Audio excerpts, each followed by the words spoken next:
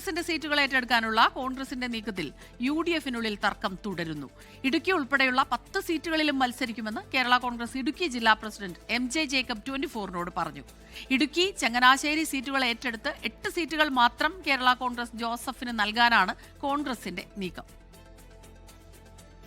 ഇടുക്കി ഉൾപ്പെടെയുള്ള സീറ്റുകൾ വെച്ചുമാറുന്ന കാര്യം അജണ്ടയിലില്ലെന്നാണ് കേരള കോൺഗ്രസിന്റെ നിലപാട്. നിലവിലുള്ള 10 സീറ്റുകളിലും മത്സരിക്കുമെന്ന് ഇടുക്കി ജില്ലാ പ്രസിഡന്റ് MJ ജേക്കബ്. വേറെ സീറ്റ് വിഭജനവുമായി ബന്ധപ്പെട്ട് നാളെ ഇതുവരെയായിട്ട് പ്രത്യേകിച്ച് ഒരു തർക്കവും നിലനിൽക്കുന്നില്ല. ഈ സീറ്റ് എന്ന് മാത്രമല്ല, ഇടുക്കി ജില്ലയിലെ 5 സീറ്റും ജയിക്കുന്നതിന് വേണ്ടിയുള്ള പ്രവർത്തനം UDF ഒറ്റക്കെട്ടായിട്ട് നടത്തുന്നു. പിന്നെ ഈ ഇടുക്കി ജില്ലയിലെ 5 സീറ്റും നമ്പർ 1 സീറ്റുകളാണ് UDF-നെ സംബന്ധിച്ചിടത്തോളം. കേരള കോൺഗ്രസിന്റെ 4 സീറ്റ് ഏറ്റെടുക്കാനുള്ള നീക്കത്തിൽ നിന്ന് പിന്നോട്ട് പോയ കോൺഗ്രസ് ഇടുക്കിയും ചങ്ങനാശ്ശേരിയും വേണമെന്ന നിലപാടിൽ തന്നെയാണ് ഉറച്ചു നിൽക്കുന്നത്. സീറ്റ് തർക്കത്തിൽ KPCC പ്രസിഡന്റും പ്രതിപക്ഷ നേതാവും പ്രതികരിച്ചില്ല. കേരള കോൺഗ്രസിന്റെ സീറ്റ് ഏറ്റെടുക്കുവോ? വരട്ടെ ഞങ്ങൾ ചർച്ച ചെയ്തുകൊണ്ടിരിക്കുകയല്ലേ, തീർന്നിട്ടില്ല.